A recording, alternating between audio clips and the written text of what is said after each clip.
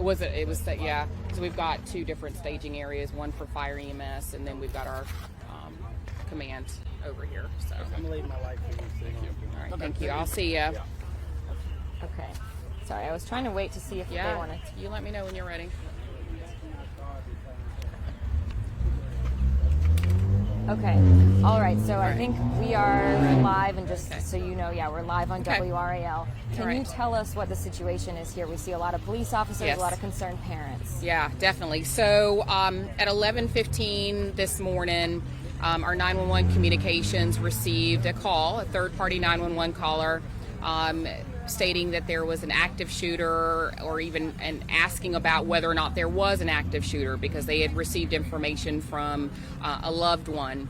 So obviously communications is going to treat that as there is an active assailant, which they should. At that point in time, they dispatched officers at about 11:16, 11:17. The first officers arrived on scene and began to mobilize and actually went into the building. They were able to clear all levels. Our tactical team arrived and is conducting right now a secondary tactical sweep of the building. And while they're doing that, we have the building on full lockdown, and we're asking that parents just come to the rear of this building, which is at 4117 North Roxboro Road, just coming to the rear. And so we'll have officers directing them in, and we can provide them with some updates because we do want to get the building released and back to the parents as quickly as possible so they can pick up their babies. We'll have chaplains on scene shortly to help start some of the healing that we know that they'll need from this process. And this is Excelsior Academy, just so everyone at home knows that. Yes, I'm sorry, Excelsior Academy, just across. Just to be clear, nothing has been found. Correct. There has been nothing found, no evidence of an active assailant, no firearms, no shots being heard, no evidence of that here. Just very scary.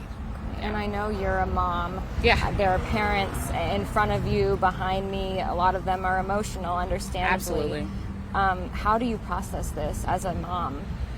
As a mom, and I actually have staff that have children that are in that school, and then watching these, it's hard as a police chief to stand here, even as a mom, and see the faces of the parents, right?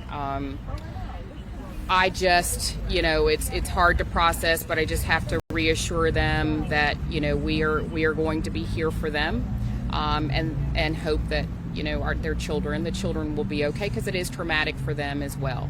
So it's very hard to process that this is the world that we are in now. It's frustrating. It's frustrating that our kids can't just simply go to school to learn. And if this ends up being a false, malicious report of a fake active shooter, there are legal consequences for that, right? Yes, absolutely. We, our intelligence units work very closely. Anytime we get something at any one of our schools, we have a very robust intelligence team, and we provide all of the necessary information that so the sheriff's office might need, or even our investigators in this case would need to prosecute if it's found that this was a malicious call.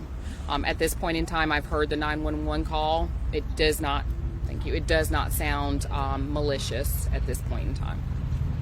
And I know we heard from you yesterday, speaking to City Council for your first quarter crime report. One of the things you talked about was staffing and 80% of sworn positions being filled, which is not as many as you would like. Yeah. Was staffing an issue responding to a call of this nature today? No, it was not. I've never seen so many police officers in one spot, because it's our kids. None of us gave birth to them, but they're our kids. And so we're here, whatever it takes. And now what's next? You all are going room by room. And room by room. Kids are still on lockdown? Kids are still on lockdown. So we'll check in with our tactical folks to see if we can, if they have completed clearing the building. It's quite a sizable building, so I think there's at least 4 stories to the building. So they're going to go room by room until they feel that the building has been cleared properly. Yeah. Do you happen to know the ages of the children at this school? I don't know the specific age range. I think it's middle school, I believe. It might be elementary, middle school. It's a charter school. I'm not real sure.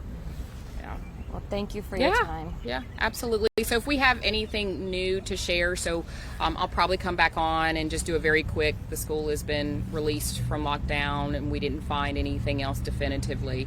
And I'll probably come back on and then we'll update the parents and let them know what the traffic flow is going to be to get their children picked up, and we'll assist in that as well.